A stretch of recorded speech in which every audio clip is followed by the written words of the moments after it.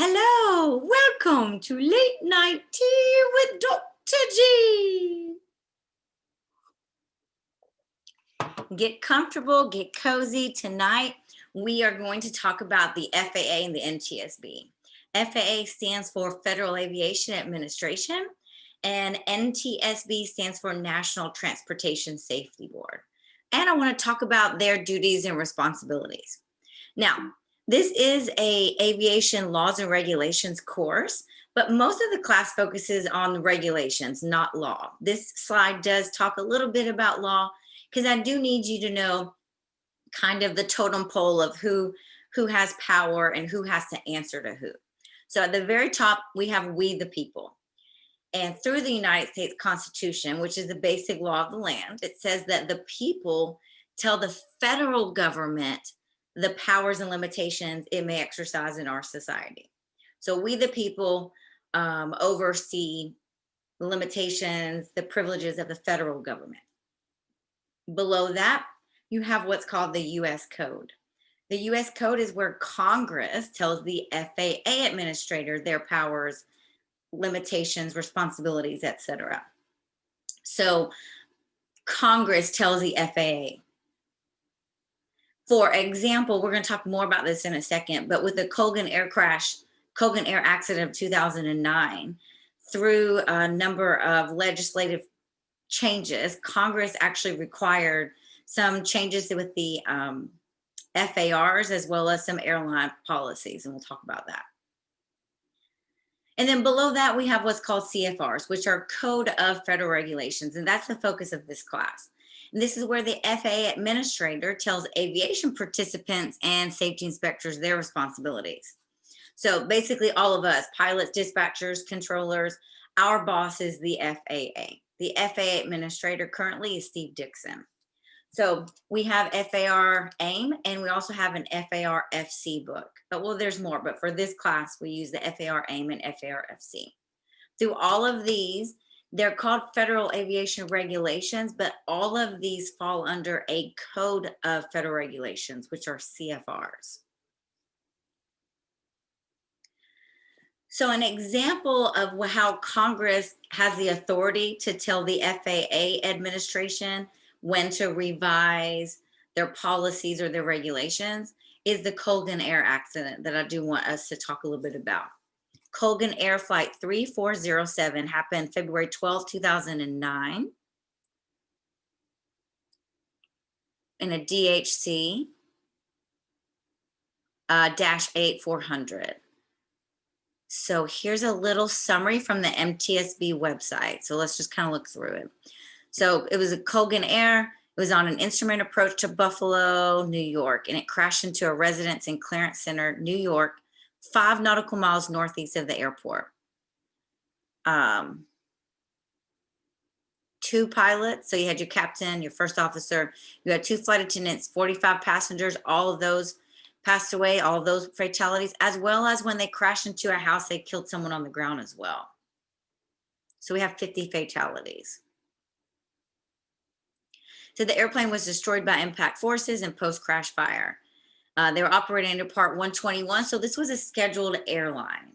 The Colgan Air no longer exists now, that name in that airline. But so what were the safety issues? It says safety issues discussed in the report focus on strategies to prevent flight crew monitoring failures, pilot professionalism, fatigue, remedial training, pilot training records, like going back to see how they did in college and their check rides and things like that. Airspeed selection procedure, stall training, Federal Aviation Administration oversight. There's a lot here. This was a high profile accident. Flight operational quality assurance programs, use of personal portable electronic devices, which is cell phones on the flight deck or iPads. The FAA's use of safety alerts for operators to transmit safety critical information and weather information provided to pilots. Safety recommendations concerning these issues are addressed to the FAA. Now, here's what happened though in a nutshell. On this Colgan Air accident, they were flying, they encountered icing. They did not respond properly. So ice changes the shape of the airfoil, right? It disrupts the airflow, which if not corrected properly results in a stall. And that's what happened. So the aircraft encountered icing. So they flew in icing conditions. They encountered or in a stall happened and they did not respond properly. You're supposed to push the aircraft down, nose down, and usually apply right rudder. What they did based on the inputs that was sent down to company, and you can see that information, is they actually pulled up, which further increased the angle of attack, which made it even harder for that air to flow over the wing. So they actually went from a stall to a spin. So they were actually, not only were they stalling with loss of lift, but they were spinning and they were not able to regain control of the aircraft. So lots of things went wrong here, guys. This is a large accident analysis packet to review. But part of that, because you think, wow, how did they respond so incorrectly? When we learn, pretty much we learn in private pilot training that if you encounter a stall, you push the nose down because you want to lower that angle of attack. Well, what they found is that the pilots, at least the first officer, was definitely fatigued. So this was a big issue. So what happened, guys, this was the first, this doesn't happen often where an airline accident in the United States occurs. There's a lot of accidents in general aviation, but not so many in the airlines. Think about it, American, United, Delta, JetBlue. That just doesn't happen, thankfully, that often in this country. Really doesn't happen often in European countries either, right? But so this got a lot of news publicity, as it rightfully should have. And the public was really upset and was concerned with these. And what happened in a nutshell is the family members of the deceased were really upset because they found out all these different things that were preventable. For example, they found out the pilots were sleeping in the pilot lounges, which is not approved. It's actually not allowed per your union contract. If you're sleeping, you're supposed to be in a hotel bed, right, where you can get good rest. They also found out the pilots were fatigued, even though it was legal and they were following the regulations, right? The airline was following protocol. The regs really did not do a good job protecting them from fatigue. They were working really long flights, and you could just tell based on their flight records that there's no way they weren't exhausted. And then they also found out that one of the pilots had failed a lot of their check rides in school, which kind of is, when you're looking at it, it's kind of a big deal. Yes, we all fail. We all make mistakes, and we're not here to point fingers. But it's just like, okay, maybe there should have been some additional training. Maybe the airline should have provided additional training. The point is the families lost people that they love dearly, and they realized that it was definitely a preventable accident, as well as several other flights were flying that day, and they did not choose to fly in those dangerous icing conditions. So the family members got together and went to lobbyists. And lobbyists are basically the earpiece, like the connection between the people and Congress, because we can't just go and talk to our congressmen and women, or they would never get any work done if they're constantly listening to us directly. So they basically went to lobbyists. They voiced their concerns, felt that it was a real safety issue for our airline, for our industry. And Congress responded by putting out a proposed bill. And at that time, anytime they do that, it gives everyone time to respond. So they put out a proposal, and basically there were lots of people that got together. I was part of a group of basically like a safety symposium of various people from universities that have aviation programs, the airlines. There were just a bunch of people got together, and we over a course of a few days developed one unified cohesive response to Congress. We're like, we don't really like what you're proposing. Here's what we want. This is super summarized. And then Congress was basically like, no, that's not what I want. They gave us another shot to respond, and we did. And then they passed legislation. And some of the things that they passed, guys, were, well, it's a reason why you're in laws and regulations today in this class. So one is they changed the rest requirements. They totally revised their fatigue and rest requirements for pilots. If you're interested, that's under 14 CFR Part 117. We don't cover that in this class just because of how many other regs I have to cover. But I do think it's important for you to make a note that if you are asked this in the future about Rest requirements, I want you to know it's under Part 117, and there's an appendix, there's a table. So basically, before this new legislation, you had to have 8 hours rest. But guys, that literally meant as soon as your airplane landed and you blocked out, that 8 hour rest started then, and you weren't in your hotel and sleeping. It may take you 30 minutes to get off the aircraft. It may take you another 30, 40 minutes for the hotel to send their shuttle or to get a lift. Then when you get to the hotel, it might take you 10, 15, 20 minutes to get checked in. Then you have to get settled in, and most of us can't just fall asleep, in a second. And so now we're looking at 2 hours eating into our 8 hour rest period. Then maybe it takes me an hour to fall asleep. Now I've got 5 hours left, and I have to report to work at 6 a.m. and ready in my uniform. You can see that wasn't working, right? So now this appendix under Part 117 actually takes into account circadian rhythms, what time you get off, and like where you're at in your domicile. So that was very positive change. They also look now more into your record of training. So they're going to look at for us, our MTSU training records. And that doesn't mean you can't fail, guys. We all do, but we're just talking about, let's not have a consistent record of failure. If you're not ready for a check ride, then you need to reschedule. Really, you just need to be ready. But if you're ever not ready for something, it's better to not fail it, right? What other changes did they make? Oh, they made changes to the pilot lounges, not be able to sleep, even though that was already not permitted. So there's a lot of things that changed here. But what I want you to see here, guys, is that this totem pole where the Congress tells the FAA, that is a direct example, is the Colgan Air accident. A direct example of that. Another thing that they changed actually was they required more time at a university to take a certain amount of aerospace classes. And also the biggest thing that affects professional pilots is now you have to have 1,500 hours PIC time in order to get a restricted ATP. So basically, before Colgan Air, guys, you could graduate at MTSU and you'd have around 150 to 200 hours flight time. Like that's generally what you get in our program. And then you might flight instruct for about 3-6 months, and then you get hired on at a regional airline. A regional airline is going to be a smaller airline that flies the smaller connecting routes for major carriers. So you're talking about like the CRJ 200 and 700s, the ERJ aircraft, the 50 to 70 kind of seaters.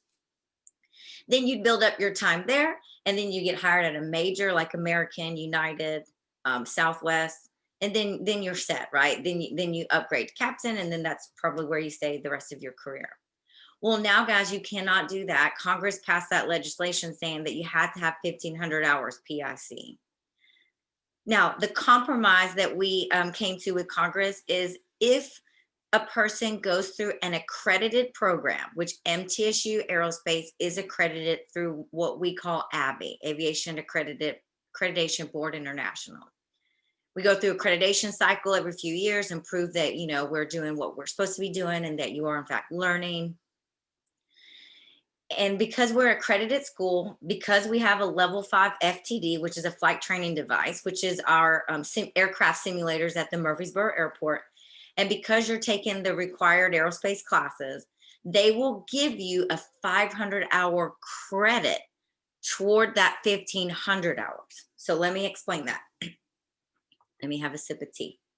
Did you take your sip? When you're done with MTSU Aerospace, senior year, wrapped up, you got, let's say best case scenario, let's say 200 hours. Because, you got thunderstorms, you got icing, you got cancellations, you've got life happens. So let's say we get 200 hours. You got 200 hours actual flight time in your pilot logbook. Then MTSU gives you a 500-hour credit towards that. So now we're at 700. Now we need 800 hours flight time in order to apply for a regional airline to basically get your career started. So what do most students do? They flight instruct. That's a great way to build your time. And you don't have to do it at our university. There's other flight schools that do that throughout the whole nation as well as throughout the world. So you got flight schools, you can tow banners in Florida, go back and forth. once you get a little more time, you can actually hop over to a Part 91 or even an air charter like a 135 carrier. Those usually fly twin turboprops. They'll require a little bit of time, guys, but not 1,500 hours. So, just be thinking, how will you obtain those hours when, if you're wanting to go the airline world? Listen, if you want to go military or be a crop duster or fly general aviation or fly on-demand air charter, then you do not need the 1,500 hours. But most of you guys and gals that are pro pilots generally are on that airline track. But just know that there's a whole sector of business and commercial aviation that is different. But does that make sense, guys, what I'm talking about, how Congress tells the FAA? Cool. I hope that is making sense, since I can't obviously hear your responses on my video right now. And then the FAA tells us, pilots, dispatchers, mechanics, controllers, UAS, airport managers, they tell us what we can and can't do, basically. Now, this is federal aviation regulation. So these are federally mandated, which means if we violate these, guys, that is a federal violation. So these are not suggestions. What I teach you are mandates. Currently, the FAA administrator is Steve Dixon. And if we click on the website, you can learn more information about him.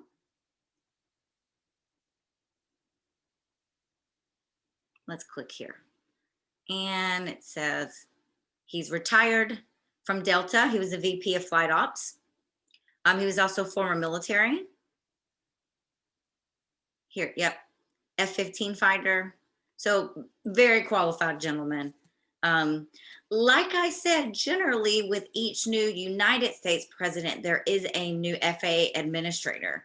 And he has been in here since 2019. So actually not that long. So he might be our guy for a little longer, but he is. So anytime in the regs we hear the administrator, we're talking about him. There are, of course, other officials if you are so interested to see the different positions.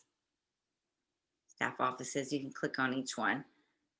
Fairly diverse looking group of people.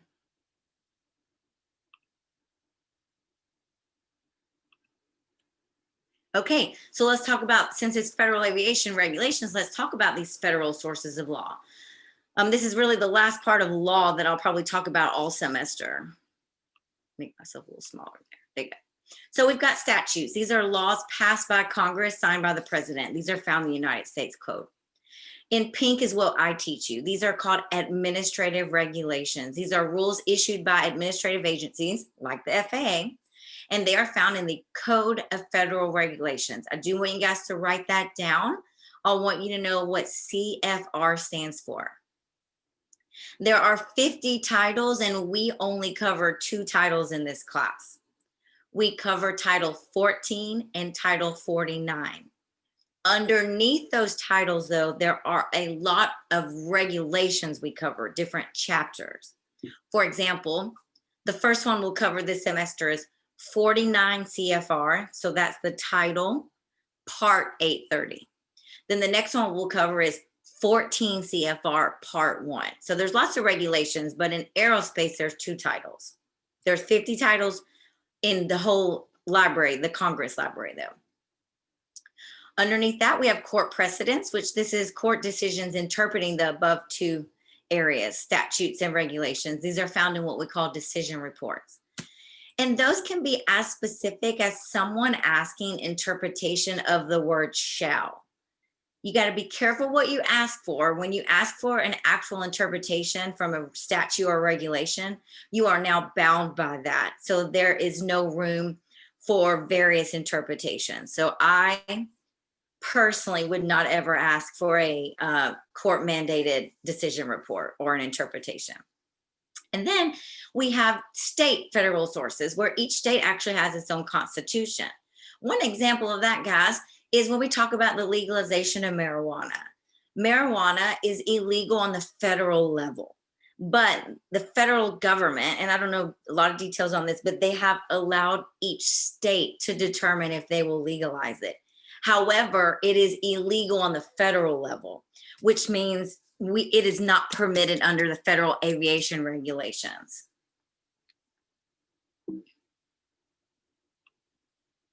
These are the two books we'll be using this semester.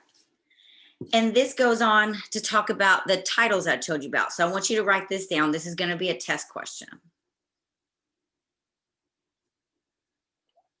CFR stands for Code of Federal Regulations. There are two titles under those CFRs. One is Title 14. That's where we spend the majority of this course in, and that covers aeronautics and space. And the other one is Title 49, which is transportation. I want you to know those. Then I want us to know what this stands for. This is actually published. If you see that symbol here, guys, that is the DOT, Department of Transportation. The FAA falls under the DOT. The books I use are ASA, but you can get GLIME. You can actually get them free on the FAA website. I don't prefer that because it's an HTML format. And I just think you need to get your book, you need to get your highlighter and highlight what you need. So we got FAR AIM, Federal Aviation Regulation. AIM stands for Aeronautical Information Manual. Then we have FAR-FC, where the FC stands for Flight Crew. So these are the two books we'll use this semester. Don't sell those when we're done. All right, let's talk about some history. It's not going to be riveting, so just hang in there with me. The genesis of our regulation started with the Air Commerce Act of 1926, signed by President Calvin Coolidge. This is the first time our industry was ever regulated, and the goals were to improve and maintain standards. Basically, this came about from how dangerous barnstorming was becoming in that era. After, aircraft were flying that were not airworthy, pilots were not certified, their stunts and the flying circus was getting more dangerous, and the government just felt like, and they did need to step in. From the Air Commerce Act of 1926, it required every pilot to be certified, every airplane to be safe. It required the government to do the FAA for research and development.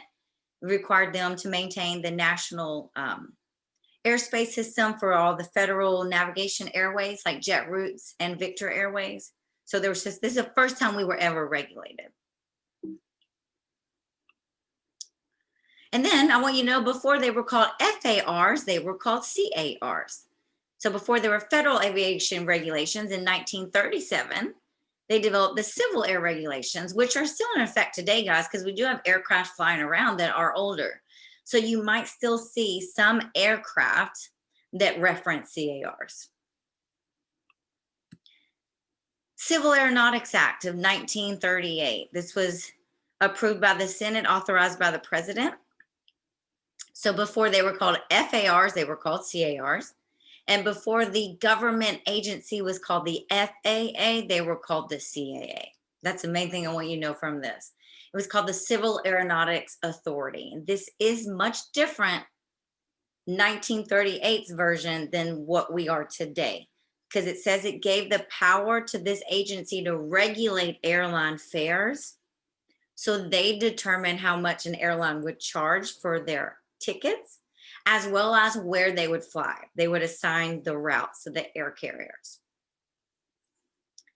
When I talk about air carriers, guys, that is what we call the airline industry. So we've got regional airlines. Like I said, we start out at a smaller airline, like, for example, Republic, PSA, SkyWest, right? Those are the regional airlines, and there's a lot more. And then the major air carriers are going to be United, American, Delta, JetBlue, Alaska, Southwest. There's more. Okay, 2 years later, guys, they realized, wow, they had given the CAA too much work, so they split them up into two different groups, where we now had a name change to Civil Aeronautics Administration, CAA, and the Civil Aeronautics Board. So the CAA was responsible for air traffic control, airmen, and aircraft certification, safety enforcement, airway development. Pretty similar to what the FAA does today still. And they're pretty much not the same, but what the NTSB is kind of what the CAB started out at, except economic regulation is not part of their job today. But so they're responsible for safety rulemaking, accident investigations, and economic regulation. This holds true, guys, until the Airline Deregulation Act of 1978, where they lifted up that. And now each airline was responsible to determine how much they would charge. They could fly where they wanted with FAA approval. They didn't have to be awarded a contract and told where to fly and how much to charge. So pretty much from 1938 until 1978, the government had full authority over that. And the airlines could just, monopolize the entire industry. Where in 1978, they lifted that.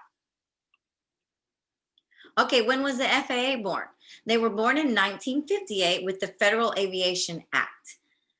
It basically took the CAA, restructured them, gave them a new name called the Federal Aviation Agency. And then in 1966, President Lyndon Johnson put them under all transportation under one umbrella and also renamed them. And that name has stuck to present day, which is Federal Aviation Administration. And remember, that's the symbol that's on our books. And so we've got the Department of Transportation.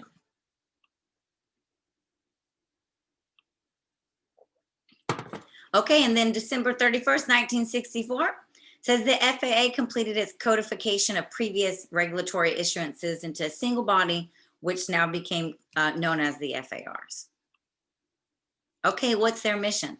Number one mission, guys, of the FAA, number one mission is safety, if they were to be numbered. Number two is efficiency. Continuing missions provide the safest, most efficient aerospace system in the world. And we do have that.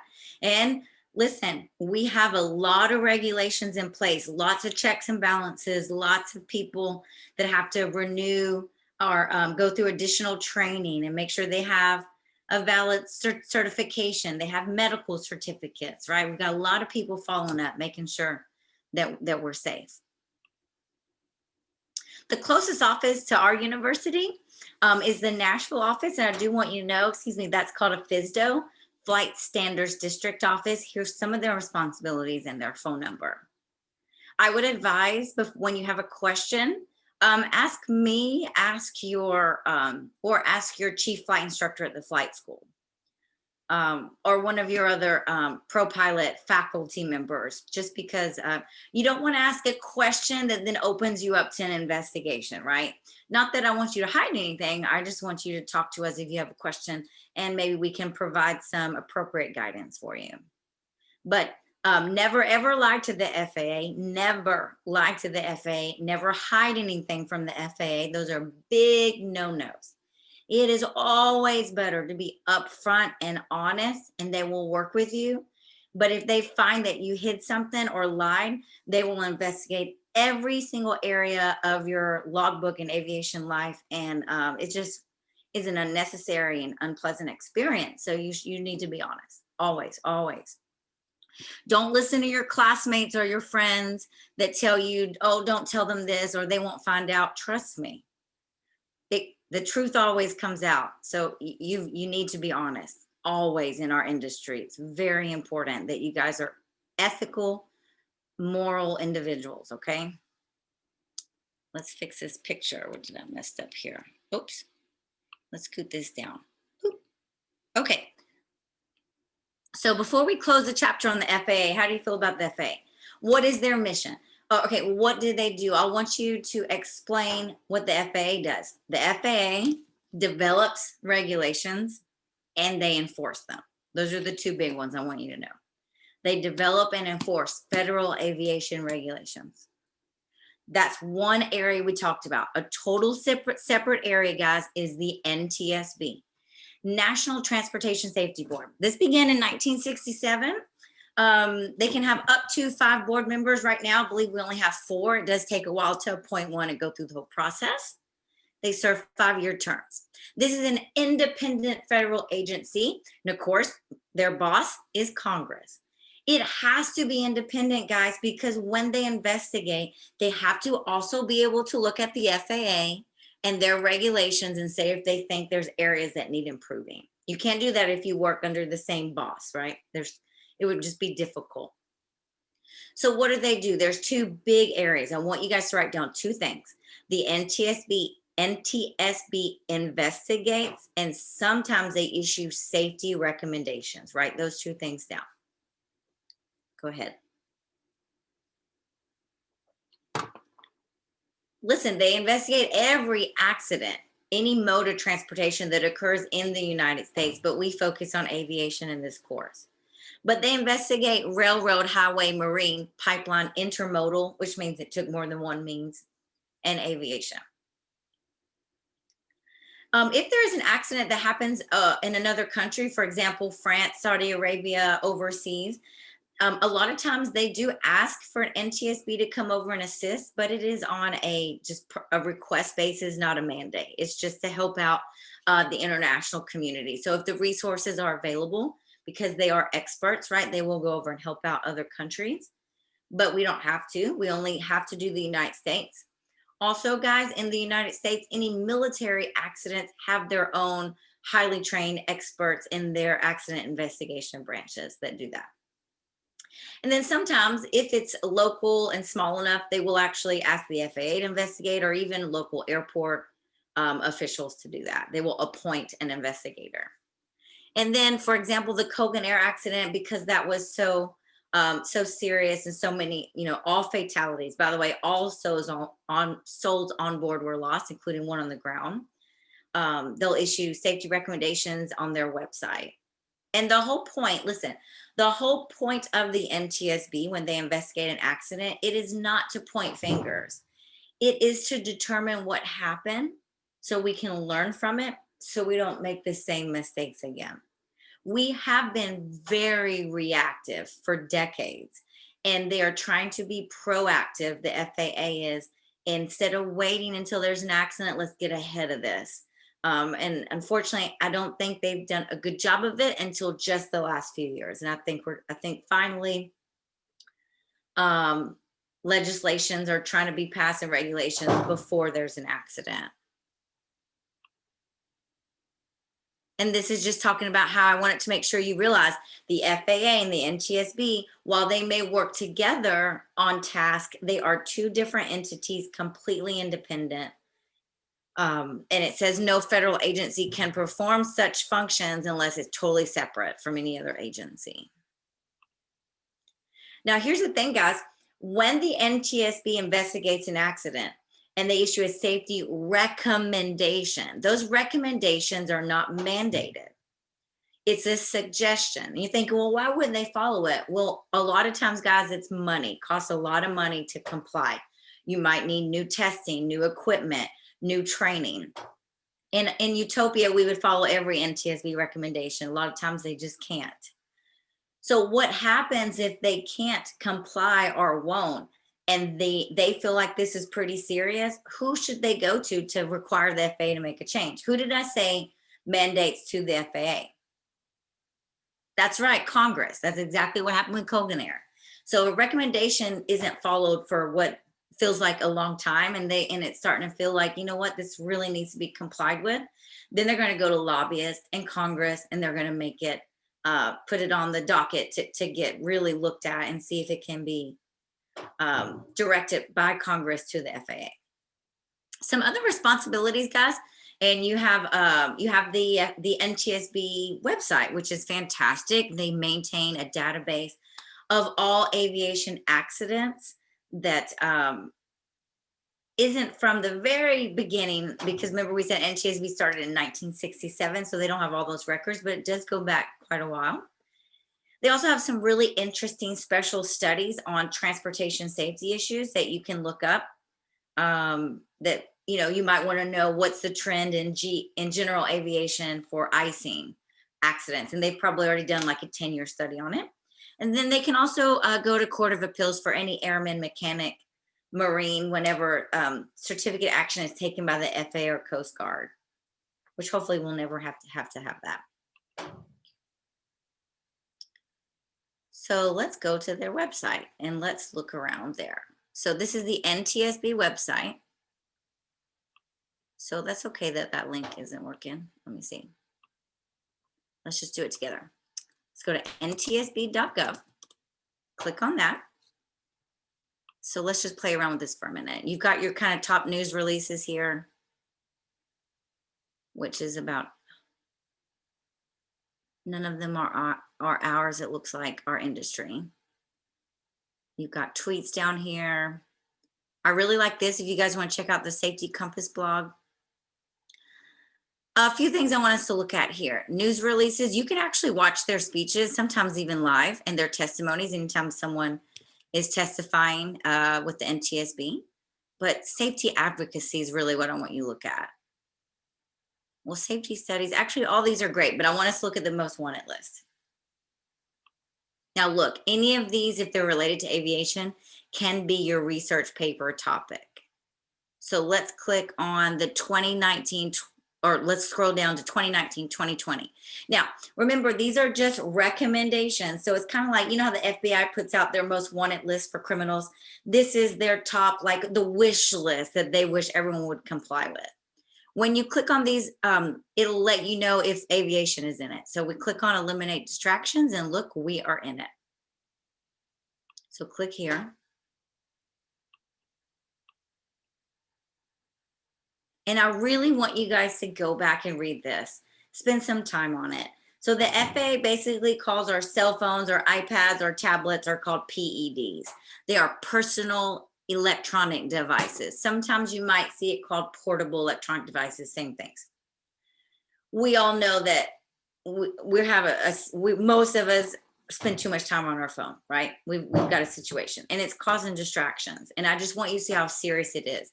Because as you're going through the program, guys, I really want you to work hard on putting your phones away during class, putting your phones away when you're driving, and definitely not having them out when you're flying. Because the thing is, guys, these patterns and this behavior, once we become addicted to our cell phone and these distractions, it's very hard to break. I have senior hiring personnel at the airlines and at UPS and so on that constantly tell me and other people in our department that they hire people and they fire people in training class, every class, from them being on their phones and their laptops when they're not supposed to be, even when they're doing the walk around on the aircraft. I'm talking about adults who made it to UPS, FedEx, Southwest. So it's a problem, guys. It's a problem for all of us, and we really need to work on it because it is something that we can improve on. The problem is it causes distractions, which means we then lose what we call SA, which is situational awareness. You know, sometimes you're driving, and have you ever, in regards to losing situational awareness, next thing you know, you're kind of like, wow, I don't even remember passing that. I thought I was, further along. That's what happens when we become complacent or we're distracted. We lose situational awareness, which is very hazardous in our industry. Not just for pilots, for dispatchers, controllers, airport managers. Guys, this is a high risk, safety critical industry. We have got to put our phones away and we have to pay attention. It's that serious. So I want you to really work on that in your life all around, like at classes, when you're walking, when you're driving, everything. I don't want to see any videos taken in the cockpit. You don't have any flight time yet. You're in a small aircraft in general aviation in uncontrolled airspace. It is ridiculous for you to be on your phone. You don't need to be texting. You don't need to take pictures. You don't need to take videos. Do you guys know what you need to be doing when you're flying in our DA-40s? What was that? Fly in the aircraft. If your flight instructor's on their phone, ask them nicely, ask them a question or bring them back in. Because guys, you need your flight instructor paying attention. They're there to save your life if you make a mistake, which you will because you're in training. So please do not take pictures or videos or anything like that. I don't even support GoPros in the aircraft, especially because now if there is an incident or accident, now that can be pulled and used in court. And so it just does not make sense to do that, guys. So it talks about general aviation part 91. That's what we're in when you're flying in our flight school. It says we're more susceptible to distraction-related accidents because there are no federal regulations such as the sterile cockpit rule, which the commercial airline operations have. I'll teach you that later. But the sterile cockpit rule says for the airlines that you cannot use your cell phone inappropriately until, well, you're not ever supposed to, but you can't have any conversations or use of electronic devices below 10,000 feet unless it's dealing with operation of the aircraft. So you're not even supposed to say like, talk about the game or ask how their wife's doing or how's your kids or anything until you're at 10,000 feet and you're cruising. We don't have that rule in general aviation, but we should have that rule and we should follow it, where we're only talking about things that are related to the aircraft when we're flying. So I want you to read this later, guys, but it says here's what the problem is. And I really like it because then they say what can be done. For operators, for industry, for regulators, a big part is just being aware of it now that we've talked about it, and just how important it is to pay attention and not to have that non-essential conversation early on.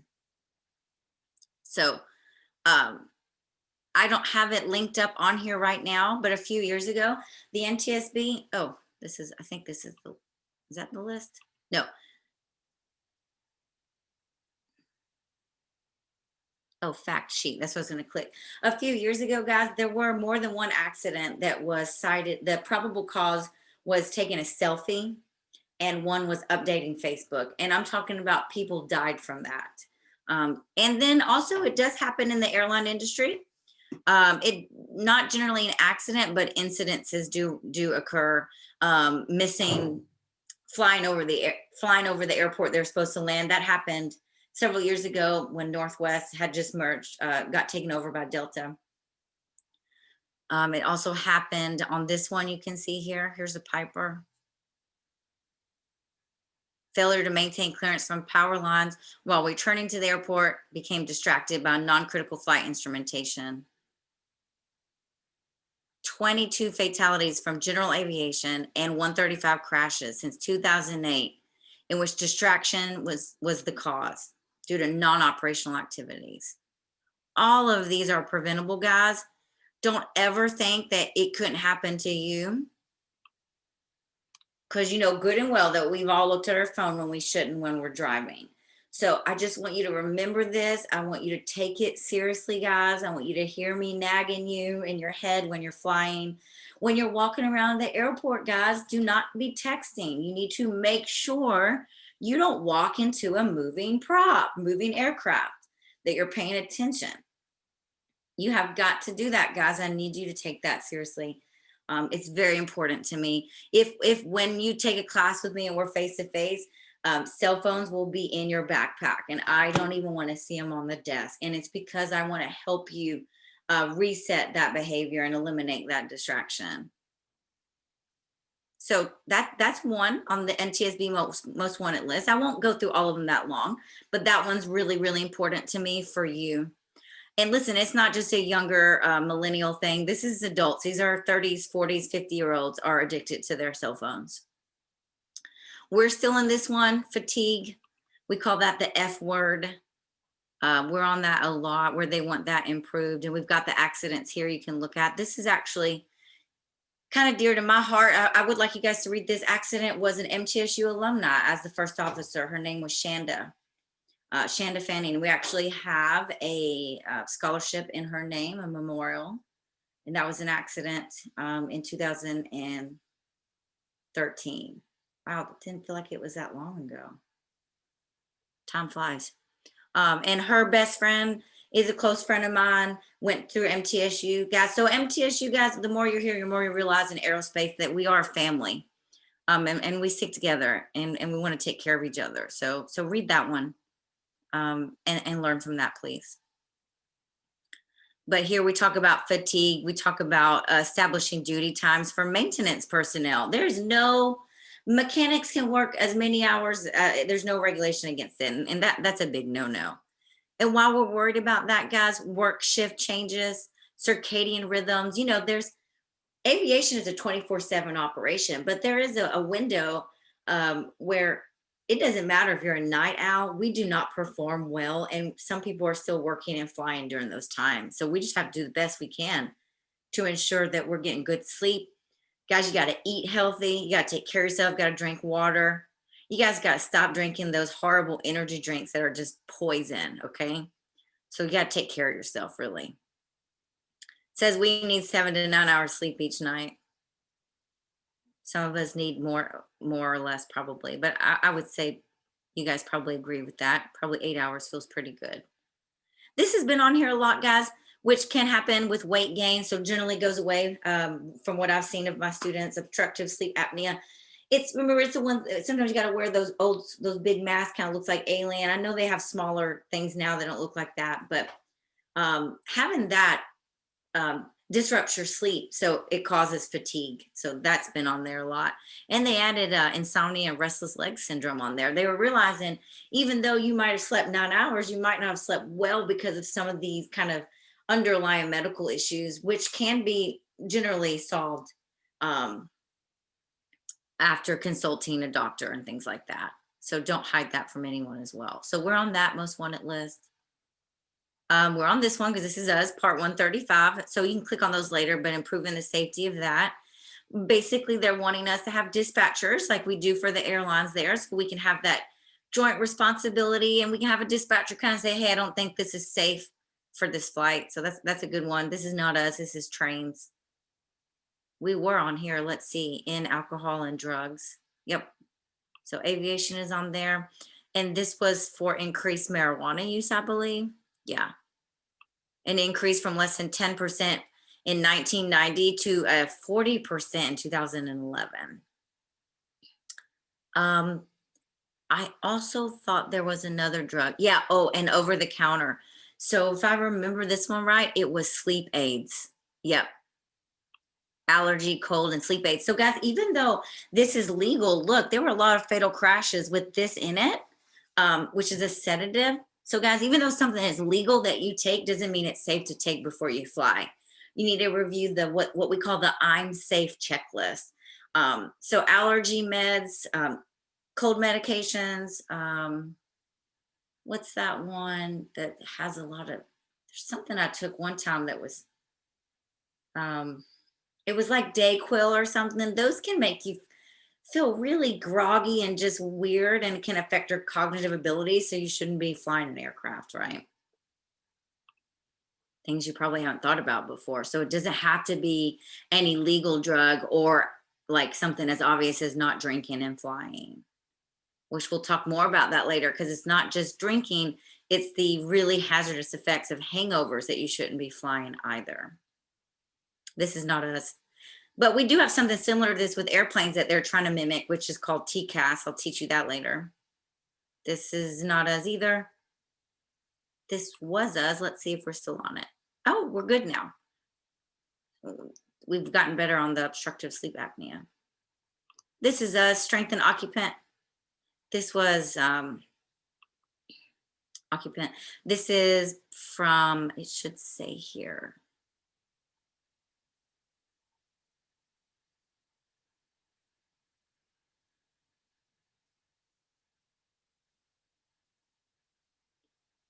So this is talking about, guys, the most vulnerable passengers, which are kids under 2. They used to not have to have their own seat, and now they need to. There was a horrible incident where an airplane came in on engine on fire, landed safely, opened up the evacuation slide, and somehow a small child fell out and was ran over by an aircraft rescue firefighting vehicle. Very upsetting. So they're wanting to work on seatbelts and restraints. And immediately after that, I went flying several times in the airline industry, and the passenger announcements were very clear about that the child must have be seated on their own, in their own seat, and restrained. And that's to protect the child. That one was, and this one we were on, and I think we improved. Yep, we're not on there anymore, but that was from the hazards of lithium ion batteries, which are in cell phones and laptops, but we've adhered to it and improved, so we're not on that list anymore. So that's the most wanted list, guys. Also, you can look at safety alerts, safety studies, and then the investigations is where you see the database I was telling you about, where you can look up various accidents through their search engine here. So what does the NTSB do? Primarily, they investigate every accident, and they also sometimes issue safety recommendations. Well, that is it for the FAA and NTSB. I hope this made sense. I hope you were able to relax and enjoy and learn a little bit about FAA and NTSB, and I will see you soon.